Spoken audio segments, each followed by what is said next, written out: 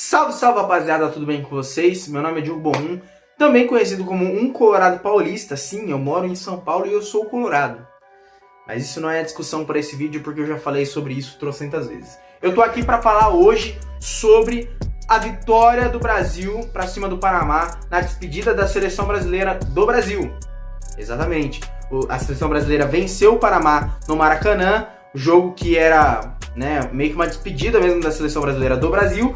E agora eles embarcaram para os Estados Unidos, onde vão ter o jogo contra o Egito, se eu não me engano. Eu posso estar falhando aqui na informação, mas tá tudo bem, eu sou um ser humano e eu tô no meu direito de errar também, tá? Mas enfim, o jogo que a gente vai falar hoje é Brasil e Panamá. E eu quero falar das individualidades one a one, um por um, tá bom? Vamos começar pelo gol. O Alisson Becker. Cara, o Alisson deu tudo o que os haters dele precisavam, né? Era uma bola completamente defensável no gol contra do Matheus Cunha, né? Na batida de falta do Panamá, que desviou no Matheus Cunha e a bola entrou.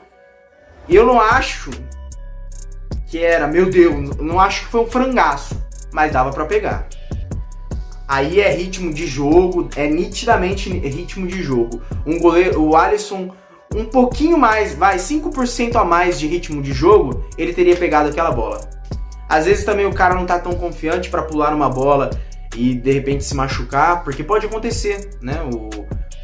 Quantos jogadores foram cortados por lesão, infelizmente, né? Seja no Brasil ou em qualquer outra seleção.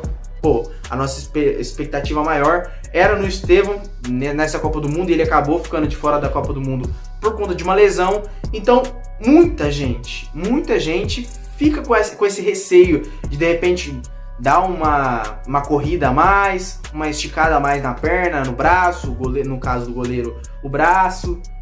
Pode ter acontecido isso também, né? Um mix de coisas que pode ter passado na cabeça do Alisson e aí ele acabou tomando aquele gol, que foi uma falha, sim. Mas, na minha opinião, isso não pode ser motivo para ele virar reserva, porque para mim o Ederson e o Everton são tão ruins, são inferiores ao Alisson. Eles não são ruins, mas eu acho eles inferiores ao Alisson. Dito isso, eu acho que o Alisson, apesar dessa falha, fez uma boa partida, fazendo algumas defesas de segurança, e o que poderia ser um jogo bem mais complicado, o Alisson facilitou. Um cara que eu achei que foi nota 6, 7, sendo bem justo, foi o Wesley. Na minha opinião, achei que ele não fedeu nem cheirou. Na minha opinião, não achei que ele foi nada demais, mas eu acho que nesse primeiro momento, por mim, pode manter ele como titular. Gostei da atuação dele até certo ponto. Eu gosto do sistema, quando o sistema ofensivo não aparece no jogo, me agrada demais, tá? E me preocupa quando o sistema defensivo está aparecendo demais, que é o caso do Bremer e do Léo Pereira. Achei que ambos fizeram uma boa partida. Eu sou um crítico do Léo Pereira, acho que ele não deveria ter sido convocado para a Copa do Mundo, acho que ele nunca deveria ter sido convocado para a seleção brasileira. Porém, verdade seja dita, ele fez uma excelente partida ontem contra o Panamá. Muito seguro, e o que faltou no jogo contra a França, ontem ele foi fantástico. Me refiro a ontem porque eu tô gravando esse vídeo na segunda e o jogo foi no domingo, mas esse vídeo tá saindo na quarta, então perdão pela confusão, tá? E uma coisa é um fato, tô tentando defender um pouquinho mais o Léo Pereira, tô tentando ser o menos injusto possível. O primeiro jogo que ele joga é contra a França. E tudo bem, assim, tem muitos jogadores que têm o sonho de jogar com a camisa da seleção brasileira e no primeiro momento ali eles vão tremer na base. Eles vão ter aquele frio na barriga, aquele medo de dar tudo errado. A primeira chance sempre é, cara, muito difícil, muito difícil. Eu falo pelo Murilo. O Murilo sempre foi um parto pro zagueiro Murilo ser convocado. Quando ele foi convocado, ele foi titular contra a Argentina, onde fez uma das piores atuações de um zagueiro com a camisa da seleção brasileira, na minha opinião. Foi um vexame. E isso pode ter acabado condenando ele a não ser mais convocado. E não foi o que aconteceu com o Léo Pereira. O Léo Pereira, acho que ele foi muito mal contra a França, mas eu acho que ele compensou ontem jogando bem contra o Panamá. Tudo bem que era, né, um amistoso contra o Panamá, mas a gente tem que ser justo aqui. Ele jogou bem ontem. Jogou bem, um dos melhores da partida, inclusive. O Alexandro, cara, não fede, não cheira também. Pra mim não foi nada demais. Não tenho muita opinião formada sobre ele. Assim, eu tenho, mas não adianta. Pra mim ele não é jogador pra seleção brasileira mais. Talvez 2018, até 2022, beleza. Mas, pô, a gente tá em 2026. Será que ele vai ser o lateral esquerdo titular na Copa de 2030 também? Essa é a minha preocupação. Que a gente não tá formando mais lateral esquerdo. E o reserva dele é o Douglas Santos, que também é velho. Tem mais de 30. Então, vamos lá, gente. As categorias de base do futebol brasileiro precisam trabalhar mais. Porque não é possível que eles não conseguem prospectar um lateral esquerdo mais decente. Não é possível. Caio Henrique é muito bom jogador, só que ele tem um problema que ele joga num time que não tem visibilidade alguma. Não tem. Ah, e o Mônaco? Não tem, gente. Não esquece o Mônaco. O Ancelotti ou qualquer outro treinador da seleção brasileira vai preferir convocar um lateral esquerdo de 50 anos do Flamengo do que um guri que tá comendo a bola no campeonato francês pelo Mônaco. Isso é um fato. Gostei da partida do Casemiro, né? Do primeiro tempo do Casemiro. Não gostei do Bruno Guimarães. Eu acho que Casemiro e Bruno Guimarães é coisa demais. Eu acho que os dois fazem o mesmo. E eu acho que um já tá ótimo. Dois é demais para fazer a função deles. O Casemiro é aquele jogador para cobrir a subida do lateral, para achar um passe diferente, e ele tem também um diferencial que é a chegada na área, tanto é que ele faz o segundo gol da seleção brasileira. E o Bruno Guimarães faz isso também. O Bruno Guimarães tem uma verticalidade maior também, ele tem um passe mais qualificado verticalmente e por aí vai. Mas acho que faz muito da mesma função do Casemiro. E o próprio Casemiro já falou algumas vezes que não gosta de jogar com um jogador parecido com ele, né, fazendo a mesma função que ele, né, carregar o piano pela seleção brasileira, ele não gosta. Então, assim, eu acho que dá pra analisar uma alternativa aí. De repente, tira o Bruno Guimarães, traz outros dois meias pra construir mais jogo e tira um dos atacantes, ou de repente coloca mais um meio campista ali mais avançado, não sei. O Ancelotti vai precisar pensar bem. E futebol é momento. O momento do Bruno Guimarães não é bom. Ah, ele é ídolo do Newcastle. Ah, ele fez a melhor das eliminatórias pela seleção brasileira. Ótimo. Parabéns, Bruno Guimarães. Sei que é um cara fantástico. Todo mundo fala bem desse jogador. Mas o momento dele, dentro das quatro linhas, não é bom. Então acho que daria pra ver uma alternativa pra ele. E eu não gostei da partida dele contra o Panamá, tá? Rafinha, o próprio Ancelotti falou que ele é esse jogador muito enérgico, tá? Eu gosto até certo ponto, mas às vezes eu acho que o Rafinha se perde. E ontem eu achei que ele foi mal. Não gostei da partida do Rafinha. E também não gostei da partida do Matheus Cunha. Tudo bem que ele fez o gol contra, não acho que esse seja o problema. Tudo bem que fazer um gol contra é um problema, mas não foi por isso que eu não gostei do Matheus Cunha. Achei ele muito engessado. Não gostei do Matheus Cunha. Já o Luiz Henrique, gostei, ele faz mais do mesmo, né? É uma redundância falar que o Luiz Henrique fez uma boa partida pela seleção brasileira, é um titular.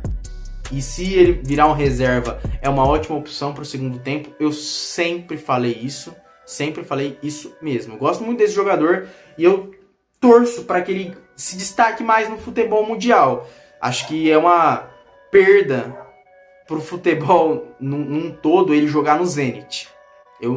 Meu sonho é ele jogar no Inter. Mas não vai acontecer, né? Nem tão cedo. E verdade seja dita, do Vinícius Júnior. Eu sou um crítico do Vinícius Júnior na seleção brasileira. Para mim é um dos melhores jogadores do Real Madrid hoje. E nos últimos anos, mas na seleção brasileira ele nunca comprovou. Tem gente que fala que ele fez uma boa Copa de 2022, é verdade, mas pelo que ele pode entregar, eu espero mais ainda dele. E ontem achei que ele fez uma boa partida, tanto é que ele fez um golaço logo no primeiro tempo e dava pra ver que ele tava mais leve. Não sei se vocês vão me entender.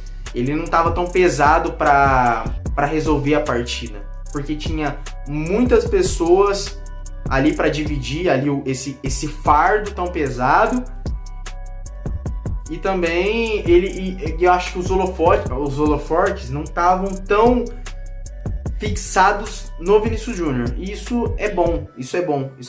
E eu acho que, por exemplo, de repente, entrando o Neymar nesse time aí, o Vinícius Júnior vai ser meio que esquecido pelos marcadores e ele vai conseguir se sobressair. Essa é a minha visão. Agora, falar um pouquinho rápido. Falar rápido aqui das entradas do Igor Thiago, que foi muito bem, né? Brilhou a estrela do Igor Thiago. Ele fez a pressão ali no gol do Ryan e depois ainda fez o gol de pênalti. Bateu muito bem, inclusive. Bateu conforme o manual. Bola de um lado, goleiro pro outro. O Endrick, gostei, mas eu queria ver mais. Eu tava torcendo muito para ele fazer um gol. Mas eu achei que ele foi bem. Gostei do Ryan. O Ryan para mim é uma ótima peça.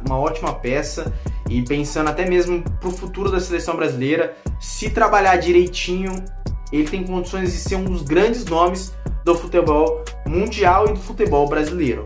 Só basta ele querer, tá? Então, pra mim ele fez uma boa partida ontem, o Ryan. E gostei principalmente das entradas do Lucas Paquetá e do Danilo. Cara, fantástico. Os dois foram muito bem. O Danilo fez um golaço, o Paquetá fez um golaço e a trama foi entre os dois. O Danilo dá uma assistência pro Paquetá, fazendo um corta-luz e deixando a bola pro Paquetá chutar de fora da área. E o Paquetá dá um passe para um gol fenomenal do Danilo, que foi lindo. E é por isso que eu falo que é o momento de encontrar uma alternativa. De repente, tira, sei lá, o Matheus Cunha do time e coloca tira o Matheus Cunha e o Bruno Guimarães e coloca o Danilo e o Paquetá para jogar junto com o Casemiro. De repente ajuda na construção de jogo. Acho que tem uma alternativa aí. É momento, gente. É momento. Eu lembro que na Copa de 2018 o Douglas Costa, comendo a bola, tava também esquentando o banco. Só foi entrar contra a Bélgica quando a gente já tava levando 2-0. E o William não fazia nada em nenhuma das partidas, mas o Tite manteve pela hierarquia. Eu sei que a hierarquia tem que existir, mas Copa do Mundo é uma vez a cada 4 anos. Tem que jogar quem estiver melhor, fisicamente e tecnicamente. O momento do Paquetá e do Danilo são melhores do que o momento do Matheus Cunha e do Bruno Guimarães, na minha humilde opinião. E aí, se você quiser uma outra alternativa, de repente coloca o Igor Thiago de centroavante, Vini Júnior na esquerda, Luiz Henrique na direita, e aí coloca o Danilo e o Paquetá no meio. Cara, alternativa tem. Aí agora é uma boa dor de cabeça pro Ancelotti. Eu tô muito iludido, assim,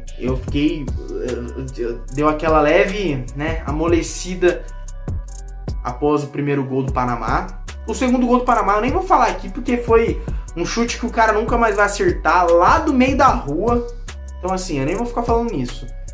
Mas o primeiro gol me amoleceu demais. Eu fiquei muito bolado. E não foi só por ter sido um gol com uma falha do Alisson, que é um goleiro que eu gosto. Mas foi porque o Panamá estava construindo bastante o jogo. E o Ancelotti, ele tem essa tara, né? Ele tem essa tara por deixar o adversário construir mais o jogo e pegar e bater nos caras no contra-ataque. Essa é a tara do Ancelotti. Deixa os caras jogar. Na única oportunidade que eu tiver, eu preciso matar esse jogo. E muitas vezes os times do Ancelotti foram letais quanto a isso. Agora torcer. Alternativa tem, qualidade a gente tem.